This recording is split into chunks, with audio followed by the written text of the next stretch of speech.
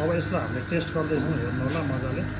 यस्तो पुरै काँटीहरू हामीले काटेर देखाउँछौँ, प्रयोग गर्नु होला। एक मिनट है, ल मजाले हामीले यो काँटी काटेर देखाउँछौँ, हेर्नु होला। यो काँटी हो, हजुर हेर्नु होला। यस्तो राखियो हामीहरू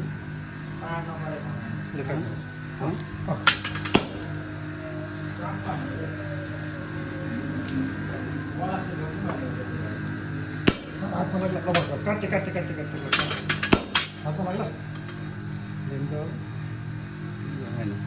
अब त्यही दाउ हेर्नु होला, केही जातै भएको छैन। हल्का यहाँ हानेको दाम मात्र बस्नु होइन, हेर्नु होला। 2-3 पटक हाल्नु गयो, त्यही भएर गर्नु होला है। यस्तो हो यो हामीहरूको दाउहरू भनेको, बुझ्नुभयो। अझै पनि हामीले काटेर जाउँछ, यो काटेको दाम मात्रै है, हेर्नु होला। एउटा काट्नु जस्तो हात दिन सक्नु, हात टाढा राख्नु, हात टाढा राख्नु।